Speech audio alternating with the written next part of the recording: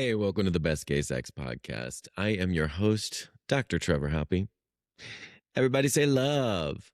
RuPaul made that expression famous, and today we are interviewing local drag sensation Lolita Chanel here in Charlotte, North Carolina, who is iconic, who is unapologetically a big girl doing sexy as things on the dance floor and in performance art.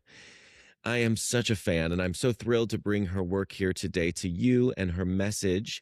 She talks in this interview about being ace on the ace spectrum, and many people misunderstand what that means. And so a lot of misconceptions are cleared up today, talking about what it means to be a romantic versus asexual and where she fits into that spectrum. I really appreciate her candid stories, and her stories are really something else. Just because she's ace now doesn't mean that she's never had any kind of sex, right?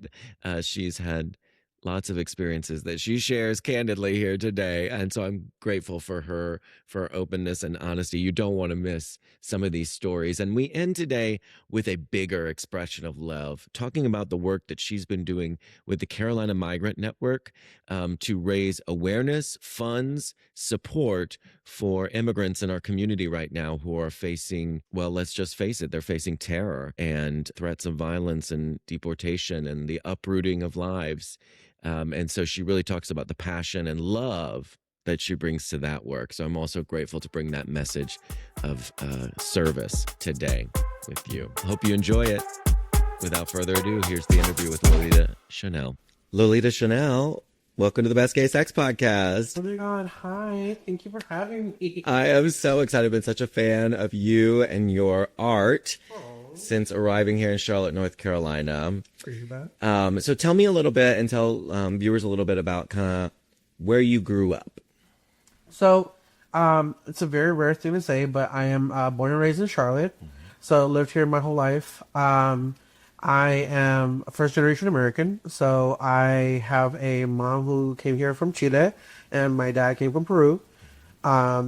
Somehow or another, they met in Miami, and then they decided, you know what, we're done with the party life. We're gonna go to Charlotte, North Carolina. I think they said that they came here once for like a trip with their friends, and then like my mom fell in love with it. I was just like, really? Because literally, I'm like, Charlotte, because like mind you, now is like more blue, more bloomy, whatever. I grew up here too, so I get it. Like it was different back then. Yeah. Well, and that's my thing is like early 2000s, like. Late 90s, early 2000s, there was nothing here at all. So like, what about this place drew you here? I'm so confused about that. Yeah. But nonetheless, they came here. I was born. My brother was unborn, and that's just kind of like what started my life. And living here my whole life, I grew up very queer. I was very obviously gay from a very early point in my life. Growing up in the South, not only being like chubby, wearing glasses, and being not white was not always a fun, easy time. I will say that. But as all things happen, like things happen, people grow and like people change, and we were able to get to a place where I guess now Charlotte is a lot better of accepting queer people than it was back in then. Mm-hmm. Did you come out in high school? I want to say like late middle school, high school era-ish. I remember my freshman year. I remember being telling them like, oh my God, I'm bi. Mm-hmm. Yeah. For some reason, I thought that would be easier because like it's still a possibility I can end up with a woman. Right, girl. Okay. Any day now. Yeah. Any moment, I'll find the one, and sure. But yeah, no. Very quickly, I was just like, yeah, I'm gay. I'm definitely gay. And I think I was one of the first people in my school to kind of publicly say it. So what's really weird is like we had, granted, like when I showed up in high school, there was already I want to say 2 or 3 trans people that were in the school. Mm-hmm. So I'm like, okay, obviously there's some. Wow, that's amazing. That's fabulous. Oh, baby. And mind you, one of them to this day, like I randomly find her Instagram, and I'm like, girl, you look nothing like you did in high school. Mind you, in high school, she looked very put together. I was just like, damn, for like being this young, props to you. Yeah. And then there's this other one who I'm just like, on occasion she'll like update her Facebook and I'll see it, and it's just like, That's so wild. Like the person that I knew from back then, which mind you, I think she would even admit it herself, booger boobs. Like she was clocky as hell. Yeah. But now just out there with tickle bitties and like just living her life. And I was like, honestly, happy for that. The slave. But I was the first one that came out as just queer. And like I'm a boy who likes boys, and I think that was very rare because I want to say after I kind of said it, there was like a few others. They always wanted to say like, "Oh, we're just pretty boys." Fascinating, really. Oh yeah, that was the term that everyone was using in my high school. Was like, "Oh, we're just pretty boys. We just like to be very high maintenance." Like, girl, okay, sure. What? That's Really? Without any reference to sexuality at all.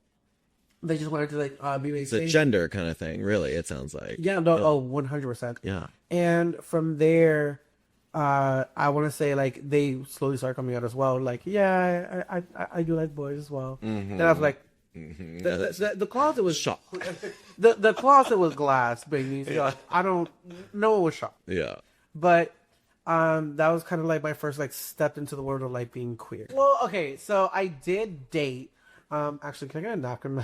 My nose is running. I do not know why. Yeah. I'll restart that question. Yeah, my bad. Oh, yeah. No, it's good. I was like, I don't know why my nose is running. And I'm like, I told my Alex nose is running. Thank you so much. Oh, you're good. Do you want to hold on to that? Yeah, I don't definitely anybody anymore. Okay. Oh, well, cut over the raw. There we go. Should look right there. Okay, great. You really made this all right? That's good. Yeah, I think you look great, too. Okay. So, Yeah. So were you able to date at all? girl. Okay, I was kind of. I dated, but not in the way that I should have. So, as a lot of younger queer people, I was on a lot of dating apps when I probably shouldn't have been. I can't remember which one of them was which one of them was. I just remember going on Adam for Adam or something? Or... no, it wasn't that. Yeah. It was another maybe Plenty of Fish. Oh, okay. Yeah, like a conventional dating oriented Yeah, so site. I just had my settings to like, men looking for men. Mind you, I was 15 at the time. I should not have been on those apps. Yeah. And I will say, knowing what I know now, I wish I had listened more to my parents when they would try to tell me. Because like I came out to them very early. I want to say the summer of my freshman year of high school, I came out to my parents. It was really weird because my mom had caught me watching certain videos. Yeah. So I would always just tell her like, oh, just girls just don't like me, and maybe this is me exploring.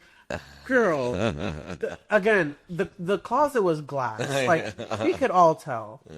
But I remember the summer of my summer of freshman year of high school. My mom found a video on my phone again, and I had made a promise to myself like. Mind you, I'm not a religious person now. I consider myself more spiritual, but at the time I was like, God, if my mom kisses me one more time, I'll tell her the truth. Oh, wow. And I did. Yeah. I told her, I was like, well, because again, Biden sign. I was like, well, Mom. Yes, a little step. But I told her like, well, you know how I like girls, I also like guys. And I remember I was in her room when it happened, and she went into the bathroom crying.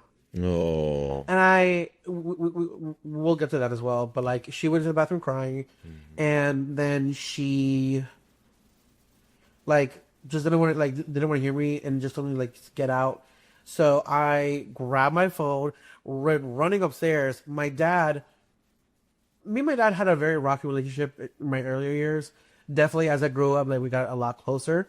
But I remember my dad like chasing me up the stairs and like grabbed me. He was like, hey, what's going on? Did you get in trouble? Like, let me know so I can cover for you. Like that way your mom don't get mad at you. And my dad was just thinking like my mom's caught me in something and he's just trying to cover for me. Got it. Oh, but that's kind of sweet in a way. Yeah. 100%. And then my dad, bless his heart. My mom comes running out from her room into like where the stairs were, and she was like, no, no, no, you're gonna tell him what you told me. Oh. And I was like, okay. So like my dad, we walked back to the kitchen area, sat at the kitchen table, and my dad was. Once I told him, he would like he wasn't necessarily he didn't have a bad reaction. Mm. My dad was very calm about it. He just asked me questions like, "How do you know? What did you learn about this?" Like those kind of things. Mind you, my mom was also in the kitchen just yelling and throwing things at me. She was not happy about it. Yeah. And like years later, the first time I moved out, so feels so embarrassing, man. But after the first time I moved out, she invited me over to like have dinner with her one day, and we sat down. We were eating, and I don't know what possessed her to have this conversation with me, but like she started crying, and she was like, "I'm so sorry for like how I reacted when you came out," and I was just like, "It's fine." And like she started crying, and she was just like, "No, you don't understand. Like I thought I had done something wrong as a mom." Yeah. And I was just like, "This had nothing to do with you. That's all. This is my movie. Why are you trying to make it yours?" Excuse me. It's about me. But me and my mom had definitely reconciled from that whole experience and like everything. I will say my parents, like I said, they try to guide me in a way of like, you can do and explore the world as you see fit, but do it at the appropriate time. Mm. When I was 15, I was on these dating apps. Plenty of fish. Let's just say plenty of fish. Yeah. No, it was I think OkCupid. I Okay. was on OkCupid before they had sponsorships. Uh-huh. So, hit me up now. I'm single still. But I was on the website and I was talking to guys in my area. Not a whole lot talking back to me, which I was like, hit taken, thank you. I really appreciate that. Yeah. But I did finally start talking to this one guy, and I think without him even knowing, he became my first boyfriend. Oh, wow. But mind you, on my profile it said 18, and I would message guys and be like honest and be like, hey, I'm not actually 18, I'm 16. Still lying because I was actually 15. Right. But I wouldn't message guys that were like super older. There were some, but maybe I have my thing for daddies. Let's just say that. But there's some bears and daddies. Yeah. We'll get to that, I know. Yeah, we will. But I'd message guys who were like 18 and be like, hey, look, I'm only 2 years younger than you, so like, don't freak out about this. And some of them were like okay with it. Some of them were like, actually, I don't think we should be having this conversation right now. Yeah.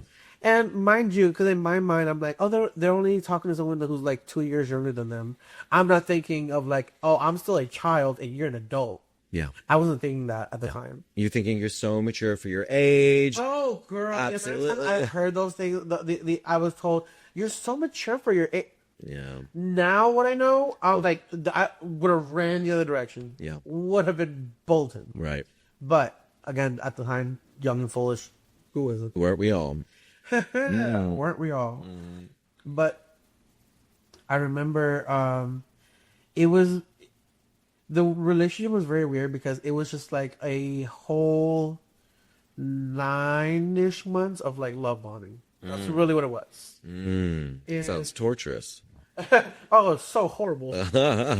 But because when I think back to that relationship, I don't remember really knowing. Like, I got to know him as a person. I got to got to talk to him, and I will say, like, because he didn't speak a whole lot of English, like I was able to like really pick up more on like reading and writing in Spanish. Yeah. Which I was terrible at the time, but slowly but surely I learned. Yeah. But my parents would catch me talking to him every so often, and they were just pissed because they're like on the phone. Sometimes we would be on the phone talking. Sometimes we would be texting. He was always respectful in the sense of like he never sent me anything below the waist. He sent me once like a shirtless photo of him in a towel, which I was just like, ooh, yeah. But come to find out, actually, one day I came clean to him. I'm like, I'm actually not 16. I'm actually 15. And what was the bad part was that he was not actually 18. He was 20. Ah, you were both going in opposite directions. Very much. And I was like, if you're 20, why are you lying that you're 18? Like, that makes no sense. Yeah, that's interesting. It was. So once my parents got to know that, especially, they were like, you cannot talk to me. And I was just like, you don't understand the word love. Oh, Daddy, I love him. Very much that. Oh, baby, when Taylor Swift with that song, I'm like, oh, I feel you, girl. I feel it. But again, knowing what I know now, I'm glad I never met that man in person. Yeah.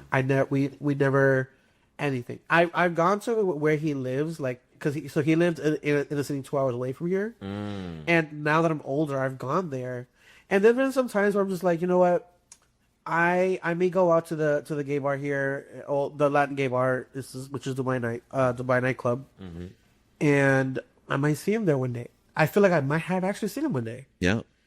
Or like back when Los Scorpios was up and running. Like I probably may have seen him or whatever. Who knows if he's still here? I don't know. Yeah. He could be dead for all I know. Yeah. For real. Yeah, dead ass.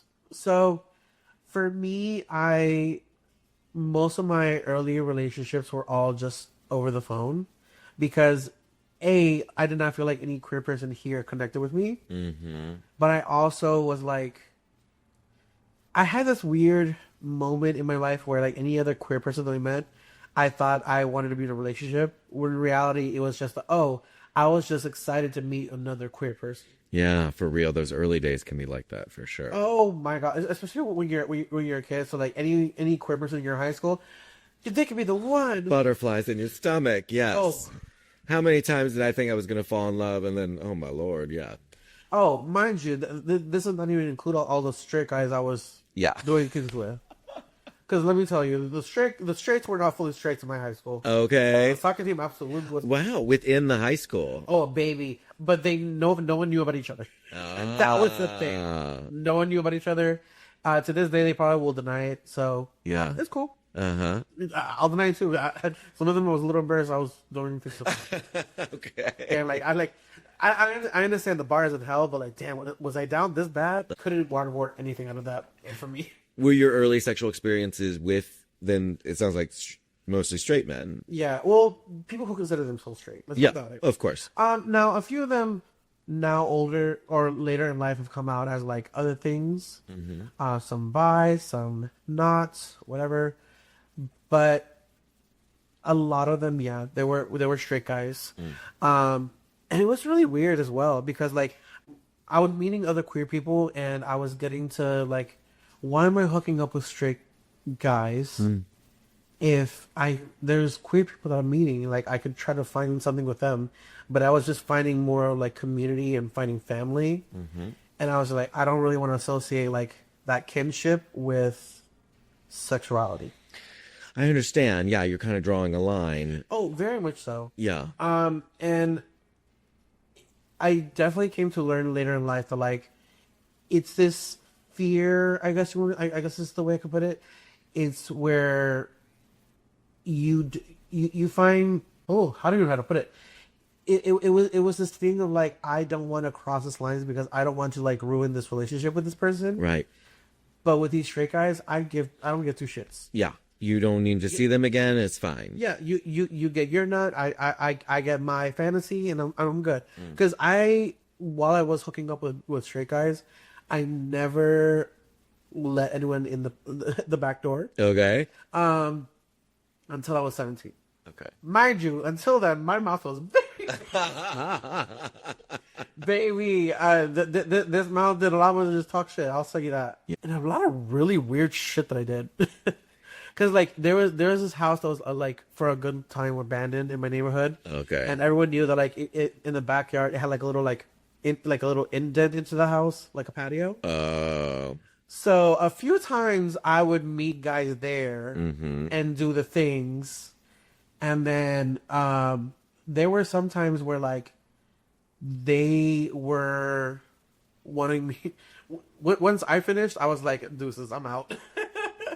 and I feel bad because one of them, after like, mind you, he came out to me that he was gay. He was like, I really find you attractive, da da da. And me being the cocky little shit that I was back then, I was like, so you like me. She gave me your number. And I texted him, and I kind of, I don't want to say I pressured him, but I was just like, I'm gonna be here if you wanna come by. Mind you, to me, and like I'm pressuring him. No, I just said I'm gonna be here, and he showed up. Yeah? How'd it go? Well, we made out a lot. I liked it. He wasn't very attractive in the face. Yeah. But from the neck down, oh my god. Perfection. Hey, baby. He was a football player too. Oh, hey. Yeah. Let's talk. It was already done. So next thing, but he performed fellatio on me, and he wanted me to perform on him. But I had took one look, and I was like, that's way too big. That's not going in my mouth. No way.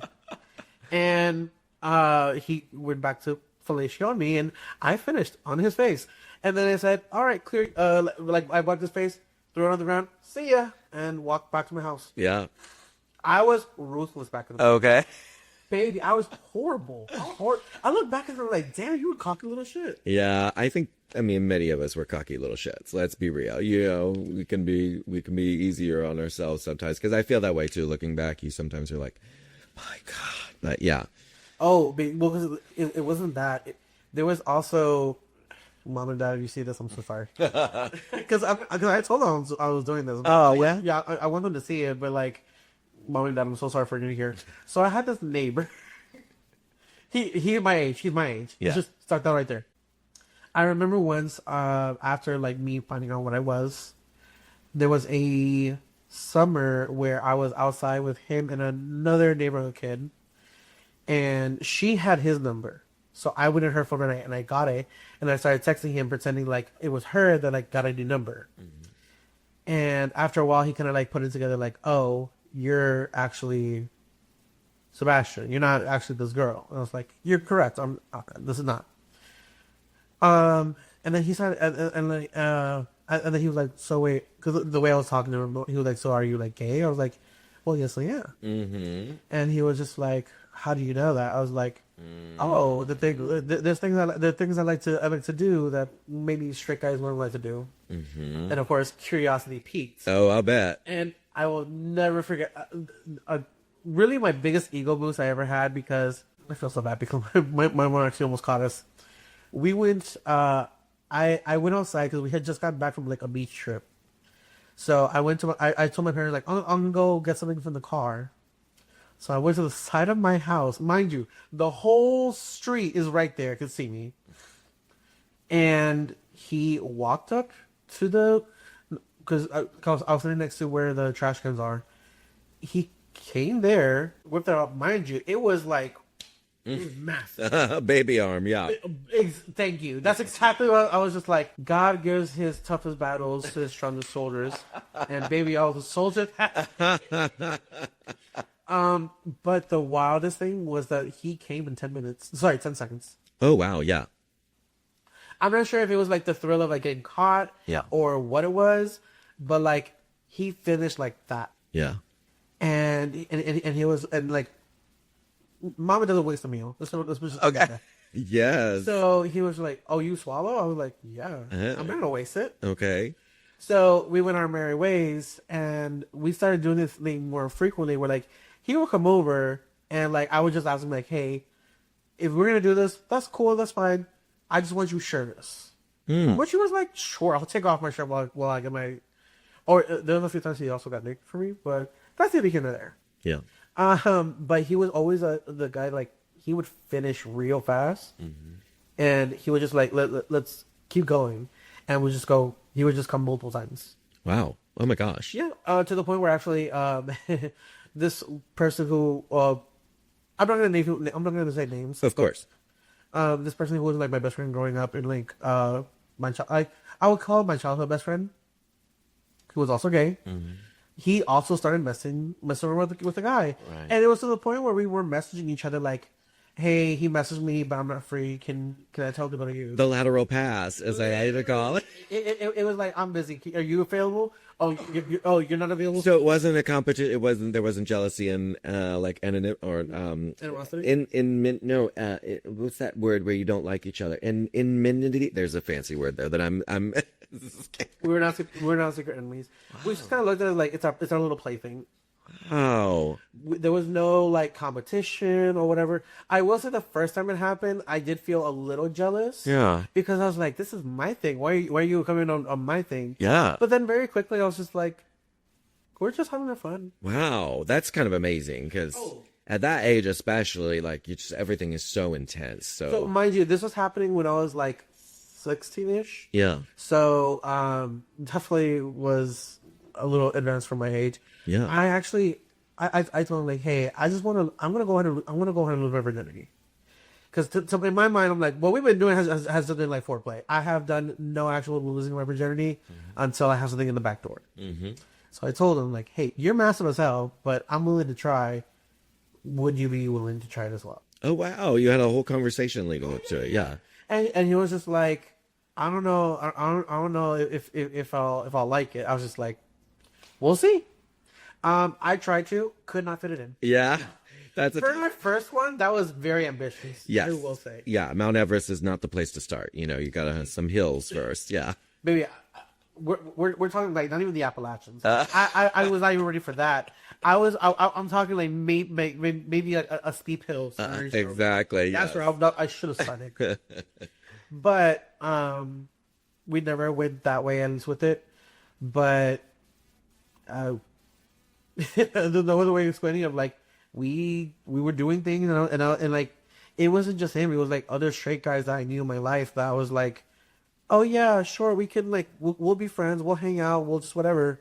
And then somewhere down the line, they would be like, you know, I heard gay guys give better head or whatever, and I'm just like, like baby, I'll prove it, and I did many times. Yeah. Multiple times with the same people sometimes. Yeah.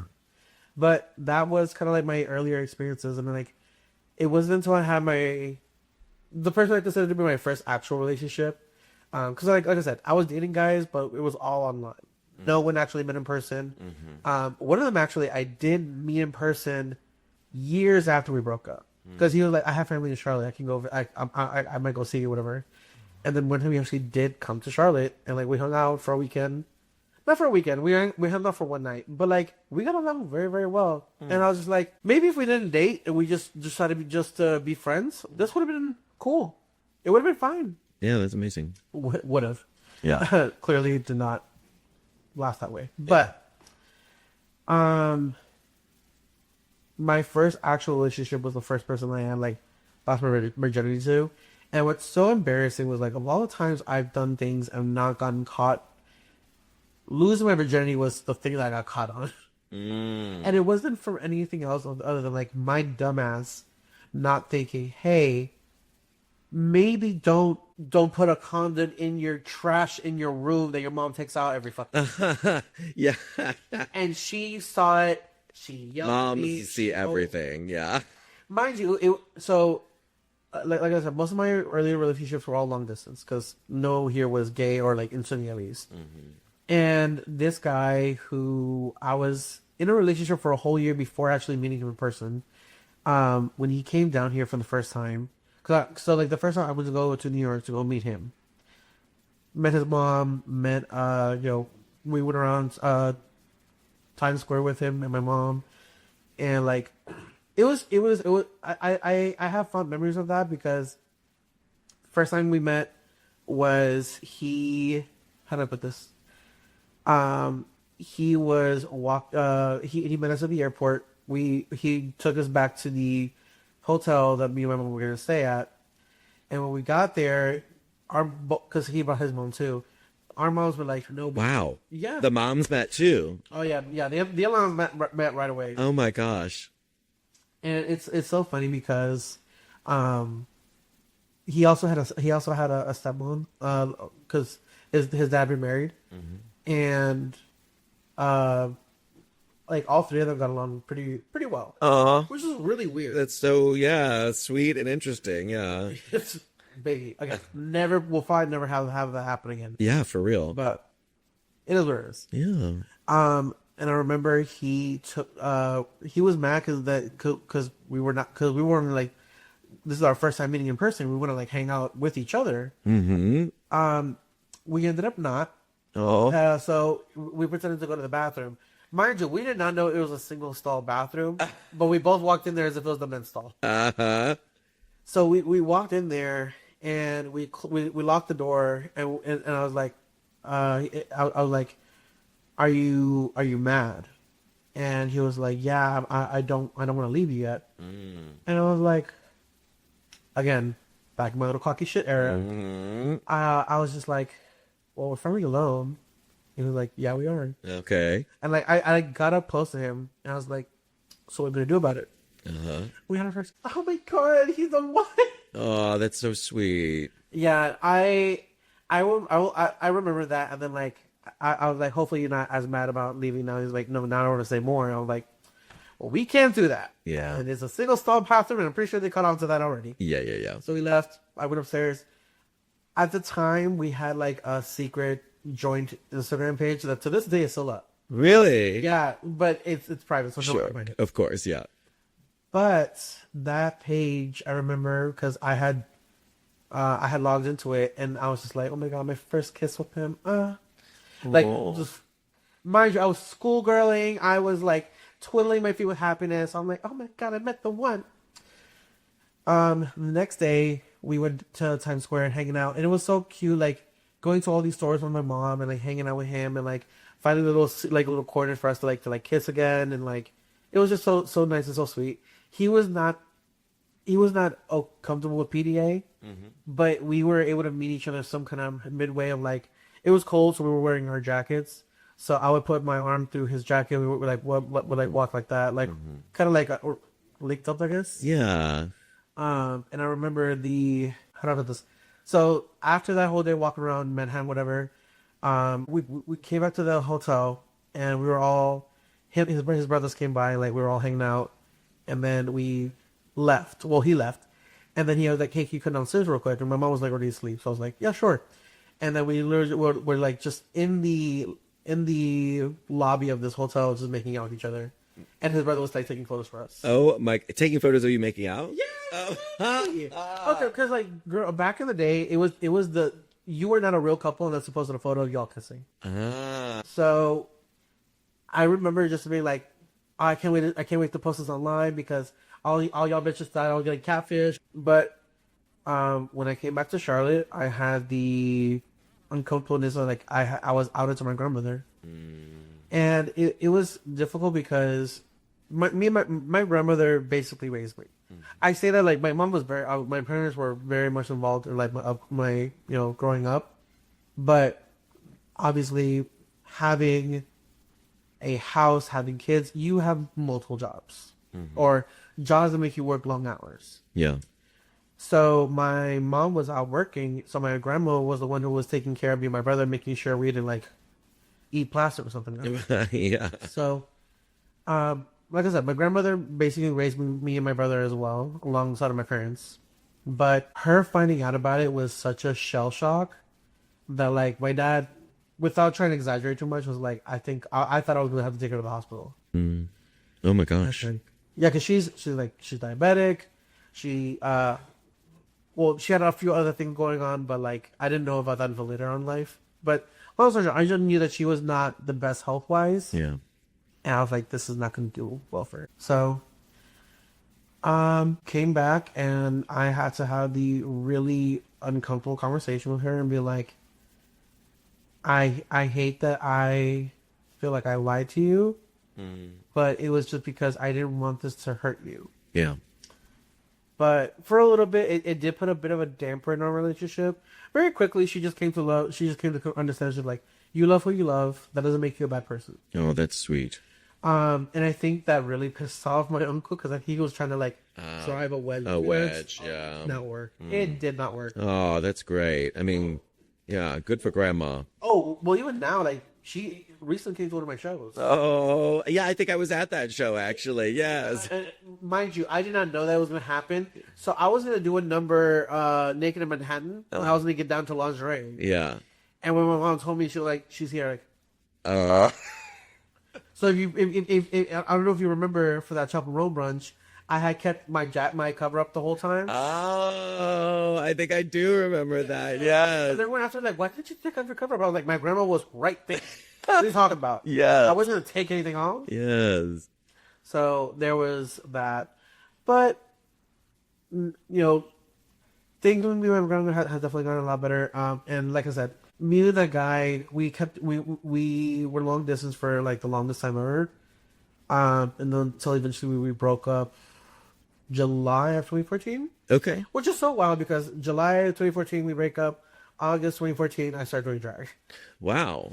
Yeah, baby, I was trying to cope as quickly as I could. Okay. Mind you, he was not the best partner at the time. Sure. Which now we're friends. So like we've had conversations, and I was like, "You really fucked me up." Yeah. And I have no problem telling him that. Sometimes he's like, I hate that you bring up the past so much. I'm like, I'm gonna bring it up as much as I fucking want to. All right. Yeah. I mean, it's your story. Understand? I'm gonna point to me and like, oh, you wanna know who fucked me up? I have no problem. How long were y'all together? So technically we were together 2.5 years. Okay, that's amazing for a first relationship. Right? That was to me that was wild, bonkers. Yeah. But he also led me on for another like 3 years afterwards. Okay, all right. So it was like, yeah, we lasted 2.5 years. We also kept toying like we'll get back together. We will get back together. Anytime that I would start talking to somebody, he would try to like wedge his way back in there. Oh man, it was very much of like someone's playing with my favorite toy. I don't want to give up my favorite toy. Even though I've thrown that toy across the room and like beat it up and everything instead of like missing an arm, I still want my toy. Yeah. So, like I said, we've had conversations. He's definitely changed a lot as a person, and he's gotten to a place where he's at least admitted like I was wrong for the things I did to you, and I do apologize. Like he's actually apologized for those things. But I still like to bring it up to be like, hey, I'm gonna still fucking point. I mean, it's part of your story, right? Like, literally, that's for real. Nobody can take that away from you, not him for sure. Do you think, so you've talked a lot today in your work about being, ace. You're very public about being ace. How did you get there? Okay, so picture, it was 2020. It was the pandemic. Yes. I remember it was the pandemic, but as gays we were still hooking up. And my whole life, I've been very secretive about my hookups. I've never really told a lot of details, or not a lot of people really knew that I was hooking up with anybody. Mm-hmm. So I remember once, it was a very distinct memory that I have. It was when drag brother and my best friend / drag brother in the car. And I was telling them about this hookup that I had the night before. And I remember my drag one saying like, did you enjoy yourself? Like, why did you do this? I was like, oh, I mean, yeah, because like I was trash talking him. I really was. And she was like, you don't have to do this if you're not enjoying it. Right. And I remember I was like, you're right. That's the tea. I mean, it's kind of like, it's crazy that we don't know that already, but I think for many of us, especially, I don't know if we should say queer culture is especially sexual. It's just sexuality is so essential to our identity that sex is often a way we figure ourselves out. So I totally understand that sometimes you feel compelled, right? To like, do it. Yeah. 100%. Especially when it first came out, I very quickly assimilated to like the ideology of like hookup culture was quite, at the time I believed it was quite essential to the queer experience. Yeah. And that is so wrong. That is so not the case. Yeah. You can be authentically queer and gay and everything, and you don't have to do that. Yeah, you can have no sex and be very queer. Yeah. Boo. Hello. But I remember that conversation, and like afterward, I told him like the things I did like about that hookup. He had this one song on repeat the whole time. That to this day still on my playlist. Oh yeah. Anytime that song randomly will come on, I just think back to him like, I should call him. Mind you, I have hooked up with him afterwards, but like I will never forget of like, I always talk about it being like hypnotizing because I just remember walking away from them like, okay, you live in a trailer in the middle of nowhere, behind the airport, actually. Yeah. I walked into your house. It was fully dark. I was just saying nothing but like crates, like those crates where they have like mechanics stuff, and like a drum set. I think he had, but like no furniture. His kitchen had no like utensils. Nothing. I was like, I'm going to die, which is like so essential to the queer experience. So that is a average grinder hookup. Like I'm going to die. Like, Yeah. there's no question about it.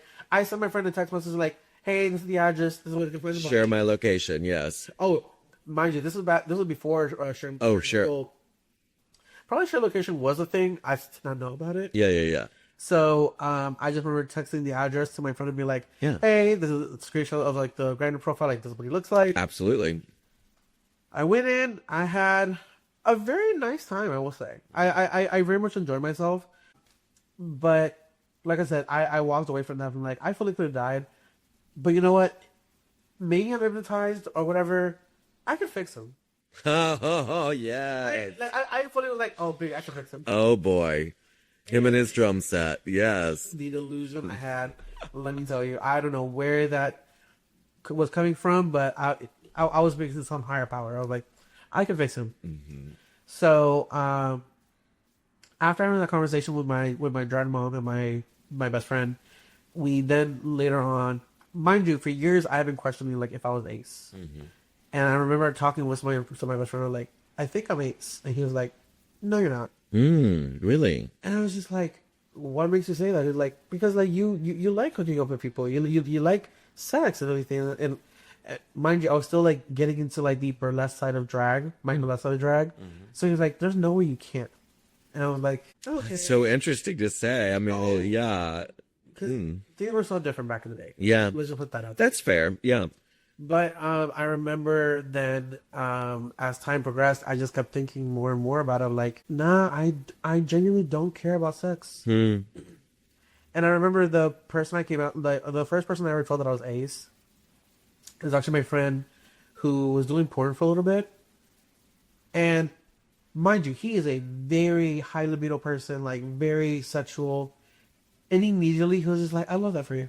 He did not give two flying shits out if I was sexual or not. Mind you, I don't think he's ever wanted to fuck me. I never wanted to fuck him either. So I was on this app. One of the apps I probably shouldn't have been on, which we both talk about now. Like we should not have been on this app, but it's called Boy, and it was a app marketed for queer teenagers. Oh, interesting. Okay. It's probably why I never heard of it. Yeah. Oh, yeah. I was like, the minimum age to join it was 13. Wow. Oh my gosh. Was like, you can only be on there as long as you were under the age of 19. We had XY magazine back in my day, and they had a web portal, but this was like the late 90s, early 2000s. Yeah. You're fine. You were perfectly fine. Yeah. But like I said, like we both talked about it. Like we should not have been on that app. But I had dated two guys off of that app. We were online boyfriends. Yeah, pen pals, basically. We were really. Yeah. Again, mind you, I never asked for nudes. I never, whatever. I just asked for like face photos. I want to see you. Yeah. And I slowly started getting to knowing these people, and I'm like, oh, okay. I fell in love with a person, basically. Yeah. But never was just like trading pictures, trading like nudes. I never wanted to see that. Yeah. Which, again, should have been a big indicator of, like, maybe sex is not that high on priority for you. Yeah. Later in life. Well, yeah, that's how we learn, right? It's trial and error. And I remember that after I told him, I had the confidence to, like, tell more people of, like, okay, but mind you, I met my friend off of Boy Hoy. I was just like, oh my God, you actually live in Charlotte? Like, you live here? That's crazy. And we just started kind of talking, but like, it never led to anything romantic. It was always just like, oh my God, hey buddy, hey friend, how's it going? He would come to a few prides, so like when I was finally emceeing, he would like come out and see me. I'm like, this is crazy. Oh, that's amazing. It was. Yeah. Yeah, it was. But as I slowly became more comfortable with it, I started like divulging more like what the world of ace is. Yeah. And like what asexual is or demisexual, and all these other terms I never really learned about. And then like there is different types of aces. Like there are some who are sex repulsed and some who are not. I am not sex repulsed at all. I will say that. So walk people through like those different sort of categories that you mentioned. Like what is the spectrum? And because a lot of people, I think, have heard that there is this concept, but they don't really understand it's a spectrum at all. Yeah. So the spectrum is basically of like how okay are you with being sexual with somebody, and there are some who are sex repulsed, like ew, don't touch me, I don't like anything about that, I just can't deal with that. Yeah.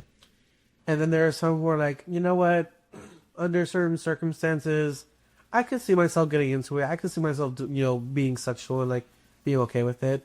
And there's people who are like, oh yeah, once I'm there, I'm there. Mm-hmm. So like, I believe someone who is truly demisexual is like, oh yeah, once I get to know you as a person, like actually feel comfortable around you. Oh yeah, the legs spread right open. Yeah. There are some people who are like that. Right. Then there are people who are gray, who are like, I could have it, but I'd be fine without it. Which is why I'm like, I think that's kind of where I land myself as well. Because like, yes, if I have a connection with you, more than likely I will want to have sex, or like we'll have that like, oh yeah, I could go for that. It's kind of like a meal. It's kind of like I could go for Italian today. Sure. When I eat Italian, I love it. Yes. But when it's done right. Okay. And if it's not done right, I'll still enjoy myself. Yeah. Italian. Okay. And then there's, like I said, people who are repulsed, like, ew, I'm lactose intolerant, get Italian food away from me. And I'm just not that person. I am a very sex positive, like, by all means, let your freak flag fly. Mm-hmm. Let your inner kinks out, whatever you want to do. Like, I will never yuck someone's yum. As long as it involves consulting adults. Let's just put that out there. Amen. Yes, correct. So for me, while I am asexual, I'm just like, if y'all want to go out there and like do whatever, do it. Have fun. Why not? I myself will just not be wanting to participate. Yeah. Which is like, I don't think there's anything wrong with that. Of course. But there's so many people who see me because like I prefer, as you've seen, I perform burlesque. Mm-hmm. I do numbers where I am very kink heavy on like the performance itself. And people think like, oh, that means you wanna fuck people, you wanna hook up with people. No. Right. I love the art, the portrayal of it all, but first of all, in drag is crazy. I can imagine. Girl, I like right now I'm in more comfortable drag where I'm like I only have on 2 pairs of tights. Yeah. If you think for a second you're gonna rip a hole in my tights, yeah, to have sex with me, absolutely not. Yeah, unless you're paying for a whole new brand new set of tights. Yeah, which mind you, a full set on most average nights, I'm wearing fire crescent tights and fishnets. Okay, and each is $20. Yeah, I would love for you to pay for that. Correct. And then still be in the mood. Yeah, because maybe you're gonna be out at least $100 starting line. Yeah. So good luck for you. That's all I'm saying. We had a fabulous entertainer perform at our wedding reception, and my uncle, rambunctious as he was, like slid under her during the, straight people don't always know exactly what the correct code of conduct is. Yeah. God bless him, he means well. But, went under to go under her dress, and, I was, in my head, I was like, what do you think? What do you think? What do you think is under there other than a lot of tights? Yeah. Baby, you see a Barbie crotch like you wouldn't believe. Yeah, exactly, Barbie. Exactly, yes. That is literally what the drag term for it is, like when you see a girl that doesn't wear like panties. No, I just realized I just backed on the place. Like, we're going to cut that. But like that's kind of like the term that we use in drag is like Barbie crotch. If you're not wearing panties, if you're not wearing a costume that like covers your bits your section on there, you're giving Barbie crotch because there is nothing there. Yeah. You are seeing tights. You are seeing tights on tights on tights.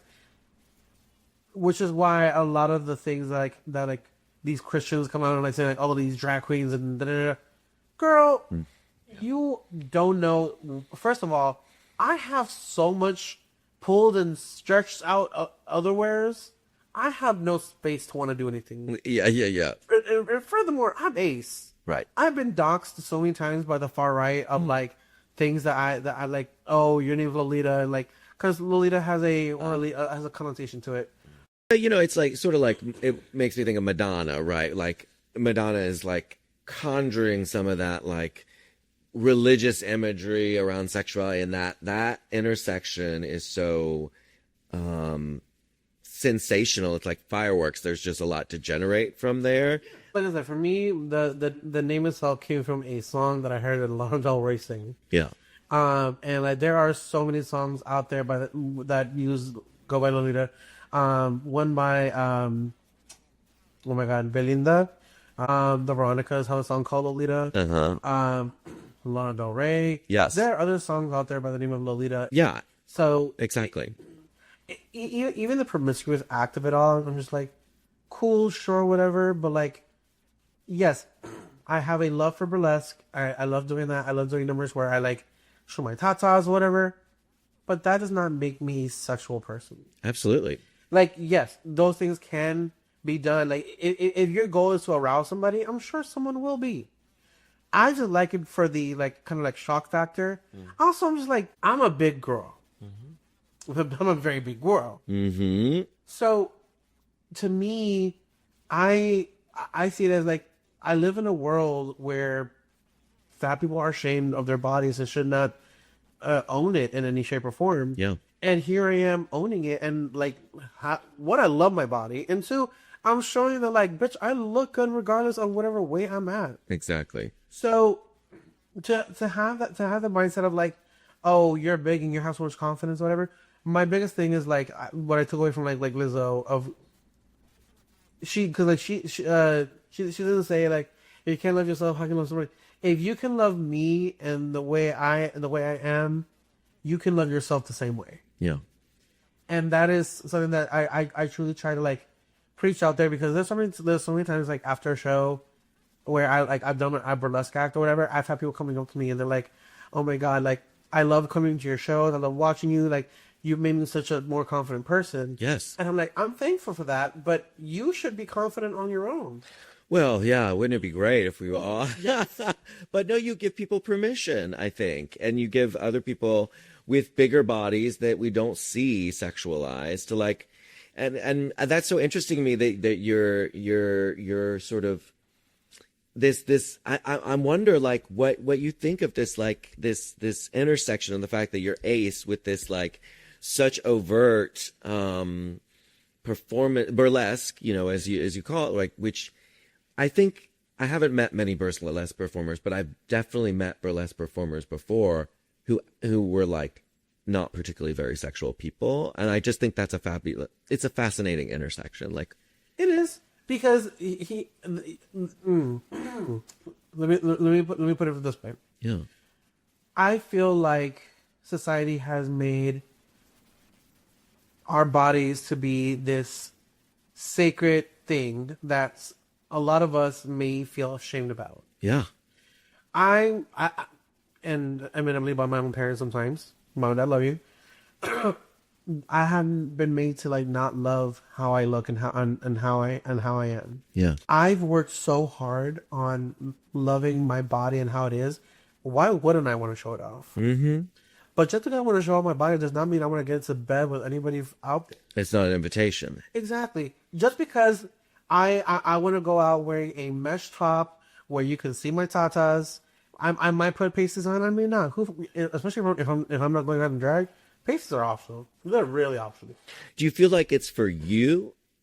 Yeah. Yeah. Because like, for me, don't get me wrong, I love wearing oversized jackets and oversized sweaters and shirts and pants that are baggy. It makes me feel comfortable and like cozy. Mm-hmm. But sometimes you want to go out there and you want to look like a whore. You want to put on the sparkly shirt. You want to put on the shorts that are cut way too high. You want to put on something that is just provocative, and it's for yourself. Mm-hmm. Yes, you may want to be like, you know what, tonight I want to go out there and get myself a man.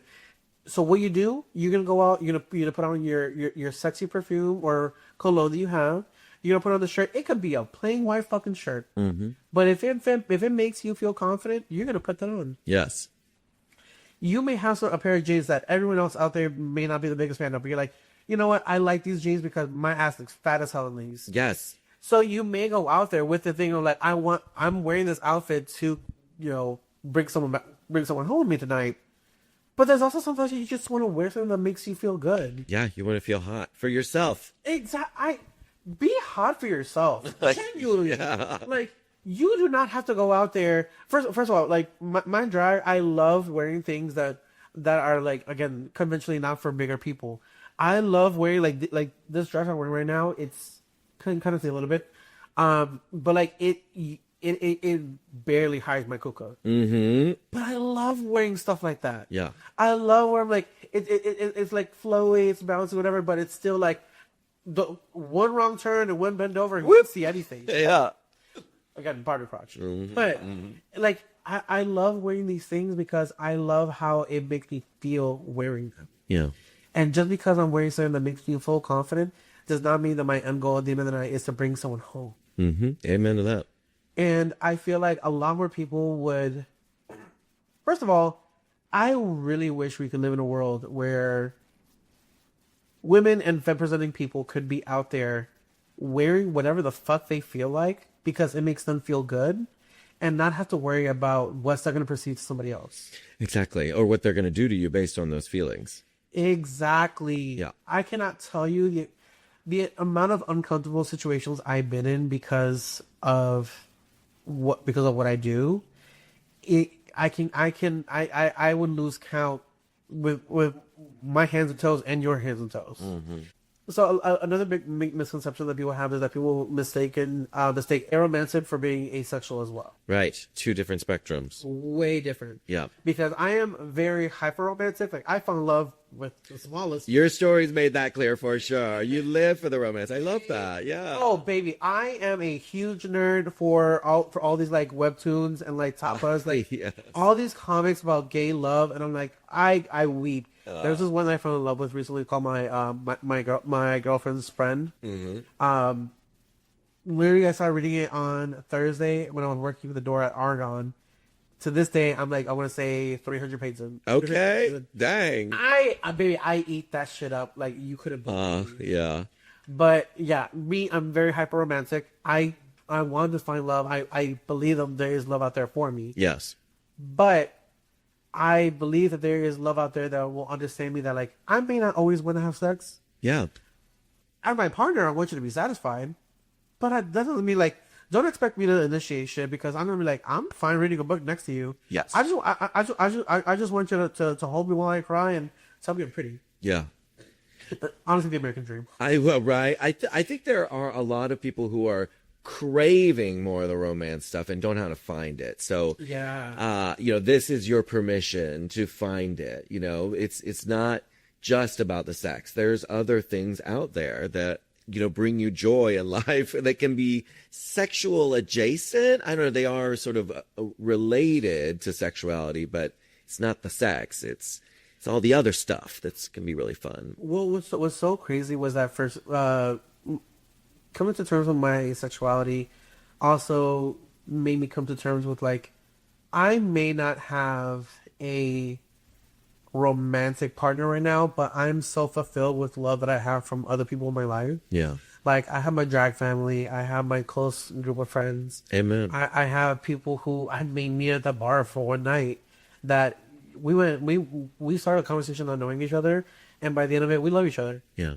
But like it's such a thing of like people being so hurt by other people in their lives where they don't want to say the words I love you. They don't want to be vulnerable. Exactly. They're scared, yeah. And like I get that you're scared, but it's scarier to live your life of fear and like holding yourself back. To live a loveless life. Oh my gosh, yes, I feel that. It what's so funny was that I had an amazing coworker. Her name is Jessica. Shout out to Jessica Baldwin. She's a nurse now. Yeah. But we used to work together when I was working leasing, and I remember when she told me like, "Oh, I love you." I was like, and she was like, "You don't have to say back. I just want you to know that I love you." And then the next day I saw her at work. I was like, I thought about that, and why? And she was like, "What do you mean?" I'm like, I love you. Uh-huh. And I was just like, "But why do you love me?" Uh-huh. And she was just like, "You're a lovable person." I don't want to get into bed with you, Right. but I still love you. Yeah. And that's kind of like my first like realization of separating. Like, just because you love someone doesn't mean you want to like get in bed with them. Absolutely. I have the biggest love for my best friend. I talk about him so much, like almost like a lesbian talks about her wife or her girlfriend. Oh. I will talk about my best friend because when I tell you this man, his worst quality that he's a man. Right. But this man truly has saved me from my darkest days. Yeah. And like moments where I did not think that I was gonna like live to see the next day. Moments where I like had genuinely contemplated of love, like taking my life. Yeah. He was somehow the thing that stopped me, either randomly calling me and like we were just on the phone, times that we were living together, and even now I'm like my biggest thing that happened to me recently was like I had my accounts garnished from avoiding taxes. No. So I had my accounts garnished, and I remember like I was working so hard to like build up my savings again, build up. I had just done like a big booking that like had paid me a whole bunch of money, and all of it was just gone. Oh my gosh. And when I tell you, I remember calling him on the way home after that all happened, and I'm like, I genuinely don't know if I want to live to see the next day. Oh. And he immediately went into like, okay, go to your bank, try to talk to them to see if you can get a report. It was a mistake. Have you talked to the IRS? Have you talked to the Department of Revenue? I'm like, I don't even want to fight it. I don't want to be here anymore. And he just kept pushing me like to find out what was wrong. And after we hung up, it was like magic. I got a call from the Department of Revenue from North Carolina. We got it all settled out. And I just remember being like, had I not been talking to you, I may have just done something stupid. And like, don't get me wrong, he gets on my fucking nerves. Yeah, of course. Friends always do. This one definitely does. He doesn't like to listen. He is a pain in my ass. Yeah. But I would not be here if it wasn't out for that pain in my ass. Yeah. But I definitely want to say like the love I have with him and like the love that I've found with him and like our friendship has really opened my way of like realizing I'm so fulfilled by different forms of love in my life from like the family that I really do consider like family, the people who aren't biologically but they are family to me. I feel so fulfilled by all this love that I have in my life that even though like yes it'll be nice to find romance out there in this world, I'm fine with how my life has been. Yeah. And I don't feel the need to like do that. Now granted, I always tell everyone like around the holidays I do get a little restless, I guess is you can put it. But in my defense, I'm seeing this bearded bear of a man being posted everywhere, and you want me not to sit at his lodge? Okay. Hey, Santa. Baby, Santa all day. There's this movie that came out years ago called Bear City. Did you ever see it? No. Oh, baby. In the opening scene, it's the guy having a wet dream of him getting fucked by Santa. Oh. And I was like, living my... Right. Living my... Oh, he was also living his dream, but still. Yes, right. But I just remember like, damn. Santa's my type. Well, I just love that idea that there are these different kinds of love because, you know, we don't really have the words for it in English. And it's one of the first things I learned about like linguistics and other cultures is that other languages have many words for this thing we call love. Oh, yeah. And it's so constricting that we just have this one model. I guess what I'm curious about, having tried to love, and sometimes you succeed and sometimes you don't, how do you know either, this sounds selfish, but there's something to it for me, I found, is who's deserves it or who's ready for it is maybe the more generous term. Like, how do you figure that out in your experience? So, loving someone is a selfish act. And I say that because you are giving your love to this person whether they wanted it to or not. And sometimes it may have you burned. You may get burned out of it. You may, walk away with scars. But what you can at least honestly say is that you walked away being authentically yourself and loving this person. Yeah. Because you wanted to, because you felt bad. I know it's a very weird thing to say of like, what do you mean like, loving someone is a selfish act? It's a selfish act in the sense of like, you may not be ready to love. That's fine. But I'm still going to love you because that's what I have for you. Yeah.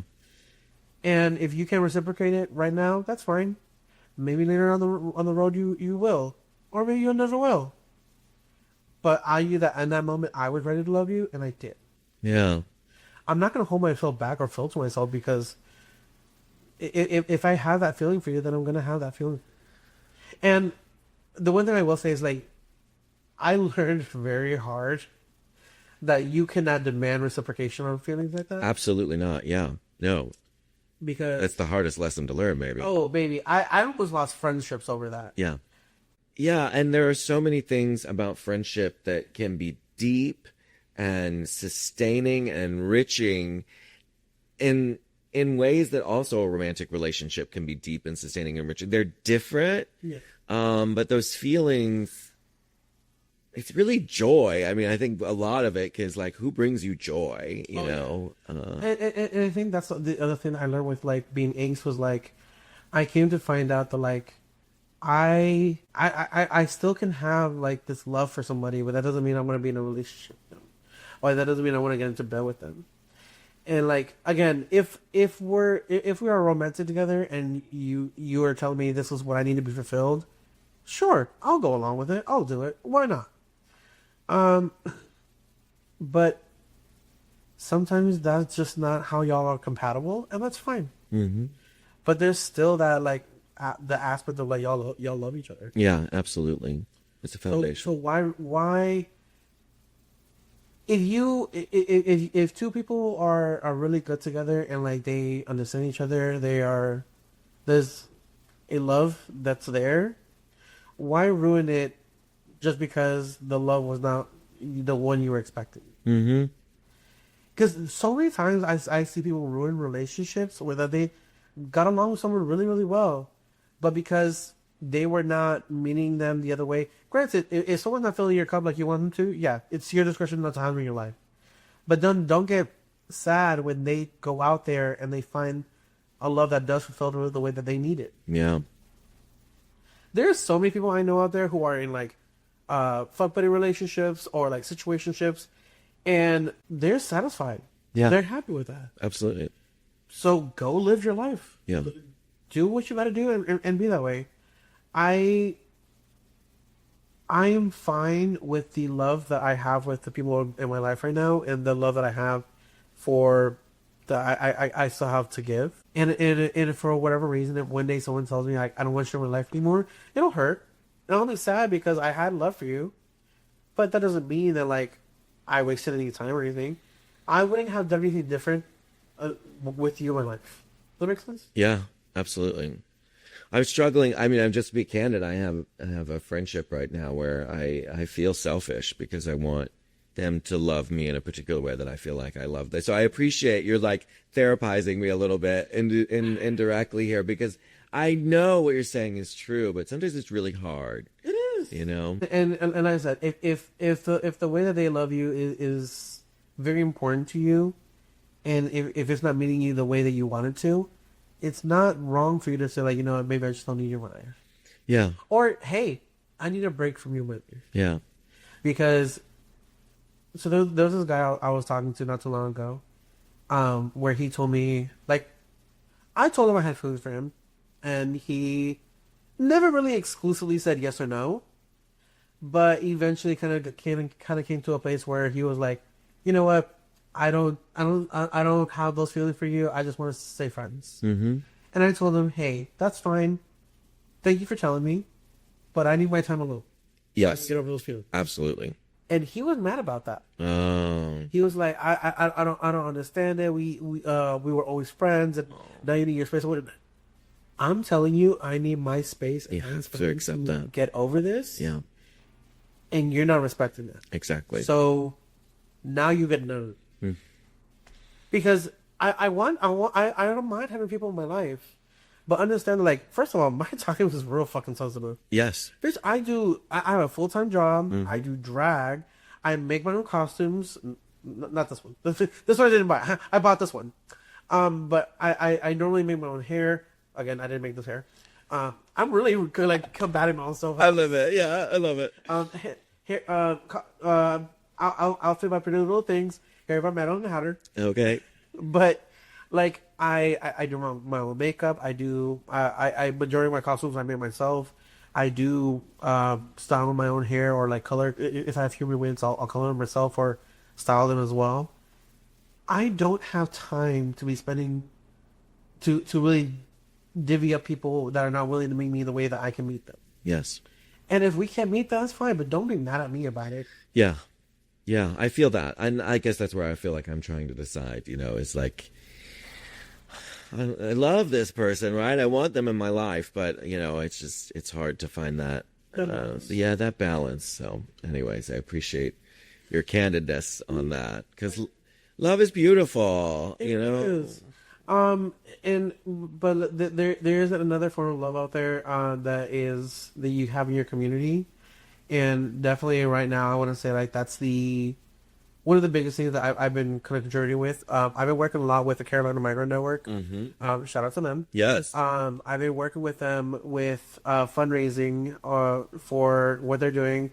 They offer free legal services to those who are in removal proceedings, and they also offer free legal advice to those with questions about immigration or anything related to. It's so fabulous that we have them in our community. Truly. Yeah. And they're out there doing the right. They're also whenever there's a report of ICE somewhere in our city, they are trying their best to actually vet that the resources or that the information is accurate or correct or anything like that. And there is so much that they're doing. They're sacrificing their own time. They're sacrificing their own free time, their own resources, their own money. So the least we could do is at least get back to them as much as we can, because right now with everything that's going on with ICE in Charlotte, yes, Operation Charlotte Web may have ended or they may have gone, whatever. They're still here. Yeah. And the thing is that I grew up with this. Being someone that I always wanted to have a connection to, like, my community of Latinx people. I would hang around with other Latinx people, obviously, because like you're gonna hang around people with similar backgrounds growing up. Yeah. A lot of them, unfortunately, did not may have or may have not had, legal residency in this country or legal status. And unfortunately, I would see people, my friends, coming to school in the morning saying, "My neighborhood was raided by ICE." I would see stuff like that happening all the time. And even when someone very close to me was arrested, because they were Hispanic, they were under a fear that ICE could be calling them. Mind you, this person has a legal residency in this country. I know. And be arrested once for a fucking ticket violation. Ugh. And they're worried that ICE is gonna get called in the morning. So, I mean, right now it's like it doesn't matter what you do. Like, there's really no safety. It's insane. The thing is that like there are Latinos who are hyper aware of like what can happen, what can you do, and then there's others who think well, I'm legal, that's fine. Do you not know how many stories we hear every day about someone who is a U.S. citizen or who is a permanent resident getting arrested by ICE and being detained and won't be told anything else? Yeah. The stories that I hear of people who had a work visa, a student visa, what have you, if you look brown enough, ICE will snatch you up and not give two shits. And the Supreme Court just said that's chill.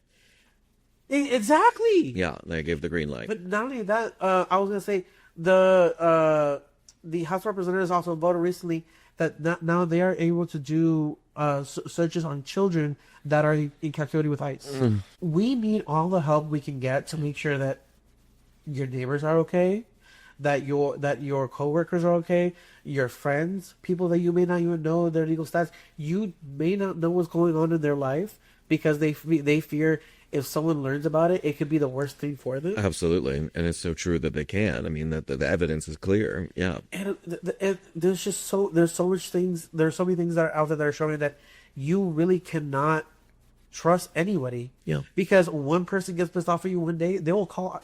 The fact that you will, if you get mad at somebody, you will say, "I'll threaten and I'll fall ICE on you." That is beyond bonkers. I saw someone in our community make a joke like that on Facebook recently, and it's like you can't even imagine like what you are really saying and the pain that you are inflicting potentially on someone's life and whole. That was it. Yeah, that person. I mean, God bless them. Is I guess all I can say, but it really is. What can people do who want to help but don't know how? So the Carolina Migrant Network, I've also been helping Colossian, but I'll talk about that in a little bit. So Carolina Migrant Network actually does have a donation link in their website. So if you go to their Instagram, which is Carolina_Migrant_Network, I also have the tag all over my Instagram as well. So if you apply mine, their website, they have a donation link where you can donate. Follow them on Instagram because they are always sending out different classes that they're offering. They're also sending out like different like alerts of like ICE has confirmed they are here. ICE confirmed this is where they are. So that's what Carolina Migrant Network has been doing online and how you can also help. But there is another nonprofit organization that I've been helping called Siembra. They are actually the ones who powered the app where you can go on to see confirmed ICE raids in your city. So it's even though it is for North Carolina, Siembra I think has different chapters around the country. If I'm not mistaken, could be wrong. Don't quote me on this, but they are the ones who are powering like where are the ICE raids around your area that have been confirmed with either like photos or with other vetting processes that they do to make sure that we're not just spreading fear, we're also spreading awareness of like, hey, this is the areas that they're at. Please avoid this area if you can possible, and so on. Yeah. The amount of fear that has spread through the Latino community in Charlotte is wild. Yeah. And it's because the realization of if you don't look white, if you don't talk white, and this is no offense to like anyone in particular, but if you don't look white, talk white, if you don't act white, then there's a good chance that one ICE agent could be having a bad day and they'll go from there. Snatch. They don't care. They are real time sanctioned by the current administration mobsters that are in this fucking city. And not only here, it's in Chicago. Yeah. It's happened in LA. It's been happening all over our country. That was built off the backs of people who were not originally born here. That's the whole point of the country, as far as I remember. Yeah. I mean, call me crazy. I was taught about the Pilgrims came here, and they just decided to set up camp and be like, "Hey, Native Americans, y'all cool, y'all chill." Right. And really not even asking them, kind of just showing up and be like, "Hey, your land, mine now." Yeah, exactly. So like. It is why I every single one of my shows that I can I always make it a point to always say, at the very end of the show, I like to always name off like one, love yourself, two, be yourself. Vanity House. Yes, is kind of like the one who kind of like started it, but I kind of like wanted to build off of it. Mm-hmm. So we started with like, one, love yourself, two, be yourself, three, Black lives still matter, which because they do. Mm-hmm. And number four, just as equally important, no one is illegal on stolen land. This land was not yours to dictate who is legally able to be here.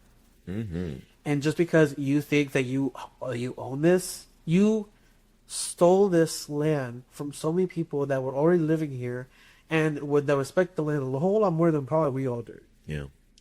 But now they are left to live in squander, and they are left to live with the scraps that the U.S. government has sanctioned them to have, and even that is burying them. No, yeah. I was gonna say I have a friend of mine who was living off the reservations in near Rock Hill, South Carolina, and like to see the things that, like, don't get me wrong, like the house that they were living in was amazing, beautiful, but the thing is that like it is almost kind of like a whole different world you're going to. Yeah.